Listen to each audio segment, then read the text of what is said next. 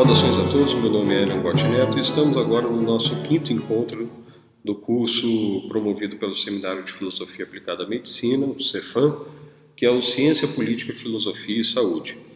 E hoje nós abordaremos um tema muito importante para a compreensão da política, que é o tema da violência, a violência e a política, como compreender a interação entre esses dois elementos de nossa sociedade.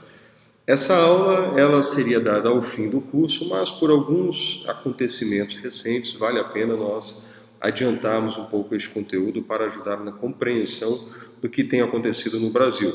Nós estamos aqui no dia 10 de setembro de 2018 e no dia 6 de setembro de 2018, o único candidato claramente posicionado à direita no espectro político para a presidência do Brasil, que também era o primeiro colocado e ainda é o primeiro colocado na corrida presidencial, foi esfaqueado. O que entender desse evento que, sem dúvida nenhuma, é um dos eventos de grande importância na política brasileira, talvez até das últimas décadas? No momento em que a hegemonia política da esquerda se fragmenta, o candidato que aglutina toda a direita ao seu redor sofre um atentado violentíssimo à sua vida e quase vai a óbito. Como compreender isso? Como compreender uma pessoa que chega ao ponto de tentar matar o próximo por razões políticas? Para compreender isso, eu não vou entrar aqui numa análise específica da situação desse candidato, O objetivo do curso não é análise específica, é promover o uso de ferramentas para análises para os diferentes temas. O que eu irei trazer neste momento serão informações e ferramentas analíticas da política de diferentes autores que nos ajudarão a compreender o porquê da violência na política. Antes de começar, é bem importante deixar claro que a política envolve o monopólio do uso da força na sociedade. A política envolve a grande oportunidade de manipular a economia, de obter dinheiro de forma impossível por outros meios. A política envolve também a oportunidade de você interferir culturalmente na sociedade e promover um projeto de longo prazo de manutenção do poder. Então, o ambiente político é um ambiente muito desejável e as pessoas realmente se prontificam a cometer os maiores absurdos para se manterem no poder ou alcançar o poder, a depender de seu caráter. Então, realmente, para algumas pessoas, na luta política, o apelo aos recursos mais exagerados ou antiéticos não é nada estranho. Então, quando se entra numa guerra política, há que se ter muito cuidado em relação a tudo isso. Mas quais ferramentas nós podemos identificar quando falamos de violência na política? Eu falarei da busca da ordem do gnosticismo político, conforme o filósofo alemão Eric Voegelin, desejo mimético e o bode expiatório, conforme o filósofo francês René Girard, mentalidade revolucionária, conforme o filósofo brasileiro Olavo de Carvalho, e o uso do ódio ideológico, conforme o filósofo romeno Gabriel Lichiano. Então, esses são os autores que eu passarei rapidamente aqui para vocês. Eric Voegelin, ele apontava o perigo que o gnosticismo representa para a sociedade. O que é esse gnosticismo político, que é o que a gente fala aqui? É aquela forma de política que promete para a realidade política imanente, material, cotidiana nossa, coisas que normalmente só seriam prometidas pelas religiões para uma realidade no além, para o porvir. Então você nega o acesso do ser humano à transcendência, traz a ordem da sociedade para questões puramente materialistas, imanentes, históricas, e prometendo um futuro glorioso, perfeito, dentro de uma certa ideologia, você extorque das pessoas as mais radicais atitudes e a mais profunda fé e cegueira ideológica. Então, por meio desse gnosticismo político, você manipula as pessoas e leva massas a cometerem crimes terríveis, né? E isso justificou, de certa forma, por meio do comunismo, do nazismo, do fascismo, grandes massacres no século passado e que perduram até os dias de hoje, né? Por que gnosticismo? O gnosticismo foi uma heresia antiga, né, que se contrapôs ao cristianismo, e no gnosticismo essa realidade era vista como uma realidade deturpada, degenerada, na qual o homem devia tentar, então, evitar para alcançar uma realidade espiritual superior, negando esse mundo daqui e buscando uma realidade no além.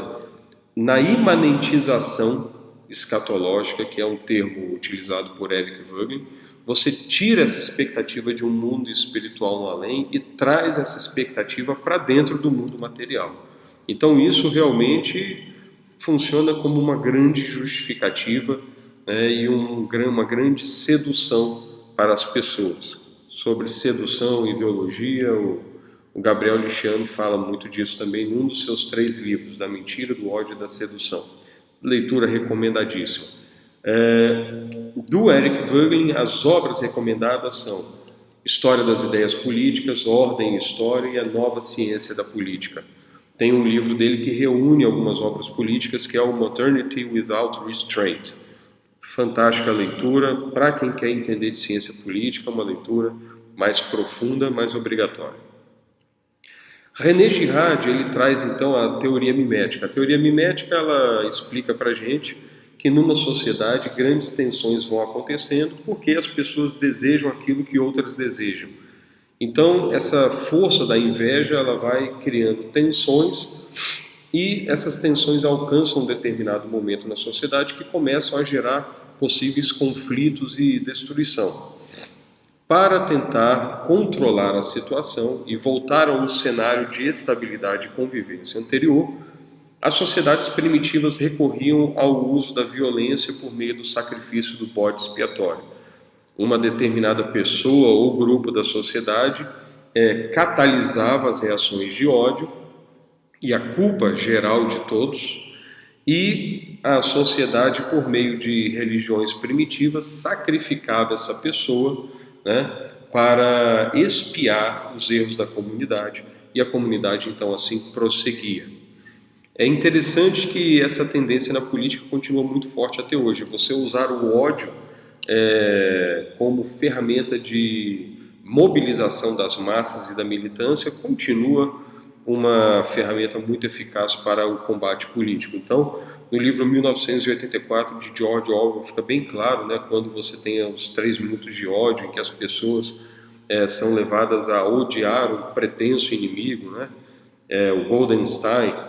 Então, hoje em dia na política, muito mais do que você fazer uma proposta positiva, muitas vezes você consegue mobilizar recursos e pessoas fazendo uma proposta combativa, a proposta de negação.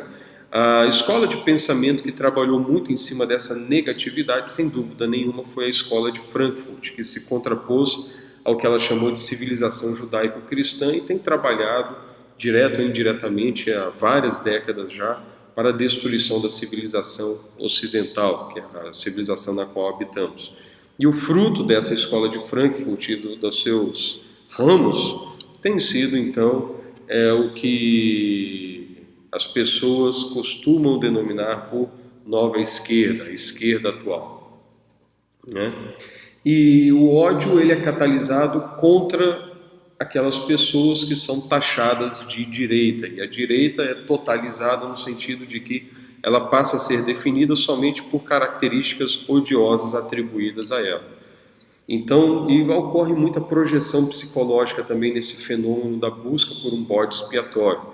Então você vê muitas vezes pessoas que são violentas apontando para uma outra pessoa e falando que o violento é aquele outro, né? E pelo outro ser violento na concepção narrativa dessa pessoa que apontou, quem apontou tem o direito de ser violento contra aquele que é chamado de violento. Então vira um jogo de projeção psicológica e de constante busca pelos inimigos da classe, inimigos do povo, né, pelos inimigos ideológicos, pelos traidores, e isso vira uma máquina de moer carne de destruição que precisa ser contido na sociedade, né? Então, o uso político contemporâneo do bode expiatório é uma realidade. Estão sempre buscando um bode expiatório. E toda vez que um bode expiatório é sacrificado, você tem um relaxamento na sociedade. Um exemplo, um pouco anterior ao que nós vivemos hoje, é quando o impeachment da ex-presidente do Brasil, a Dilma Rousseff, foi feito. Todos aqueles movimentos de rua se acalmaram. Havia um grande clima de revolta, uma grande tensão contra a elite constituída do Brasil.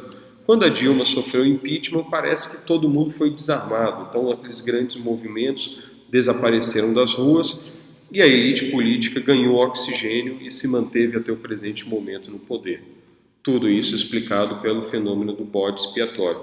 Uma outra coisa que acontece é que após a expiação, aquele que se tornou bode expiatório, normalmente ele é um pouco glorificado, vamos dizer assim, ele é endeusado. Então, hoje em dia, muitas pessoas já olham para Dilma como uma pobre vítima, né, que foi julgada injustamente, então pode dar um tipo de feedback. É isso que explica também o fato da subida do Bolsonaro nas pesquisas. Poderia analisar a questão de duas formas.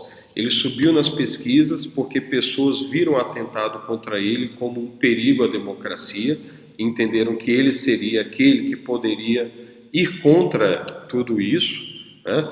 E aqueles que enxergaram nele a vítima sacrificial de uma elite violenta. Então essas pessoas foram movidas a enxergar nele o candidato então a ser eleito como presidente, como um fenômeno como eu poderia dizer, um efeito colateral do fenômeno do bode expiatório. Isso tudo, então, a gente pode compreender sob essas perspectivas.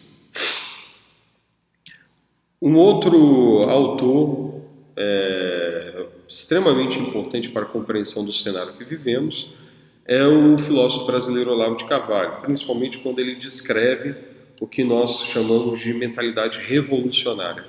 Quando eu falo direita e esquerda, é importante a gente entender que são generalizações muito imprecisas. Na verdade, tanto a direita quanto a esquerda, normalmente a esquerda ela se tornou mais fiel a esse tipo de mentalidade revolucionária ao longo da história, né? E o grande perigo não é exatamente no fato de alguém ter características de esquerda, mas é no fato de alguém possuir características da mentalidade revolucionária. Esse é o grande perigo. O que essa mentalidade revolucionária contém? Ela não deixa de ser uma justificação existencial para a crueldade. Então, quando você tem um cenário de gnosticismo político armado, uma imanentização, uma materialização de expectativas escatológicas, você consegue justificar três grandes inversões. A primeira é a inversão moral. Qual é a inversão moral? Os fins justificam os meios. Você faz o mal para alcançar um grande bem. Então, o bem ele é tão perfeito a ser alcançado, porque a gente está falando, no final das contas, de uma expectativa escatológica transferida para o plano da imanência, mas é um bem tão grandioso, tão perfeito, tão desejável, que justifica ter os mais cruéis atos de violência. A segunda inversão é a inversão sujeito-objeto. As pessoas não são vistas mais como indivíduos autônomos. Então, as pessoas são apenas bonecos de ventríloco de forças históricas, forças impessoais, forças estruturais. Logo, você tem uma culpabilização da vítima. O assassino, o agressor, ele é apenas uma vítima da sociedade que foi levado então a cometer um ato de violência contra alguém que representa o opressor, o inimigo, o verdadeiro agressor. Então você tem essa inversão sujeito-objeto. Isso é muito visível no discurso narrativo da luta ideológica dentro do Brasil das esquerdas. E a inversão temporal, o futuro perfeito isenta as maldades presentes. É o que, por exemplo, tiranos, homicidas como Fidel Castro da vida, fazem quando dizem que a história os julgará. A pessoa não quer ser julgada pelos seus atos presentes no presente momento, conforme leis estabelecidas e moralidade comum a todos os povos, pelo menos a todas as civilizações adequadas. Ela será julgada por um futuro hipotético. Enquanto esse futuro hipotético não chega, ele pode fazer todo o mal que deseja. Então essas três inversões, inversão moral, inversão sujeito-objeto e a inversão temporal, caracterizam a mentalidade revolucionária que tem marcado a política dos nossos dias.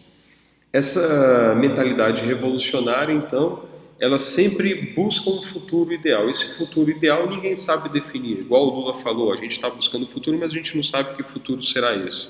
Mas a gente sabe que será um bom futuro. Então, há ideais móveis. Esse futuro ele pode ser de um jeito, pode ser de outro, mas a única certeza que tem é que ele é desejável, que tudo pode ser feito para buscá-lo e alcançá-lo.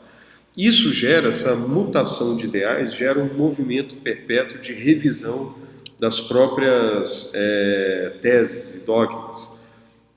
Isso leva a uma crítica das revoluções anteriores, dos ideais anteriores, e a um expurgo por meio do mecanismo do bode expiatório. Isso também leva automaticamente a dizer que o problema é de quem foi expurgado, não é nosso, a causa era pura, ele que foi impuro. Então, quando Khrushchev acusa Stalin de não ter seguido a verdadeira ideologia comunista, ele estava fazendo esse expurgo contra a liderança anterior, tentando salvar o projeto revolucionário e seguir adiante, mantendo o poder dentro da nomenclatura.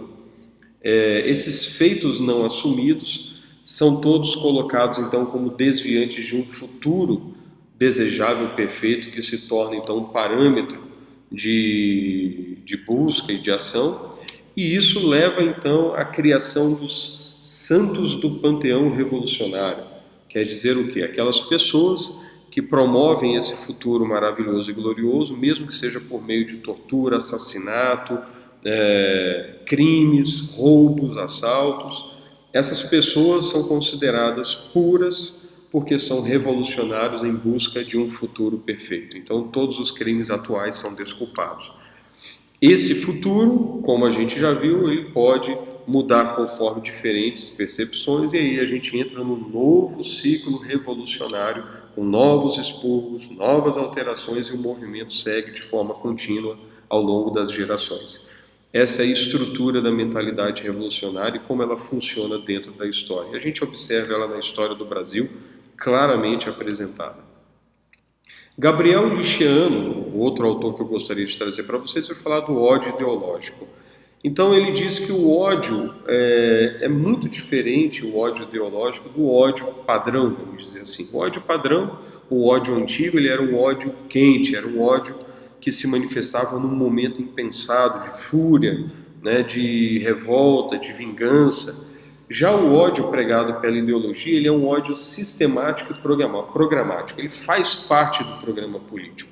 Né? Faz parte da política você odiar uma classe, odiar alguém, odiar o inimigo. É só você ler o manifesto do Partido Comunista. Ele prega a derrubada violenta de uma classe chamada burguesia. Então faz parte do programa ideológico ter ódio em relação a alguém. O ódio, ele então é uma nobre ferramenta. Ele é a ferramenta que levará a execução dos fins ideológicos rumo a um futuro perfeito. Então esse ódio, inclusive, ele pode ser justificado cientificamente. Faz parte da evolução histórica, faz parte do processo histórico dialético, o uso do ódio para a alternância de classes no poder, até chegar, por exemplo, conforme Marx diria, à ditadura do proletário. Esse ódio, como nobre ferramenta, ele será também um objetivo a ser alcançado por uma classe revolucionária para trazer a verdadeira realização, felicidade. Então, como Che Guevara dizia, você tem que se transformar numa máquina fria de assassinato. E o herói seria justamente aquele que odeia com maior potência. Isso também é muito presente na cultura da mentalidade revolucionária. Então, esse ódio ele passa a ser justificado intelectualmente. Essas são as conclusões de Gabriel Liceano no seu livro do ódio. E essas são então as ferramentas que eu gostaria de trazer aqui para que vocês refletissem, né, e as dicas bibliográficas se encontram nos comentários abaixo, né, que eu considero extremamente relevantes para a compreensão do cenário político vivido pelo Brasil hoje. E é claro que essas ferramentas não se aplicam somente ao Brasil e somente à nossa época cultural. São ferramentas de alcance universal para a compreensão do fenômeno do poder em sociedade. E na próxima aula nós falaremos da teoria das elites, né? Então, até a próxima e um grande abraço.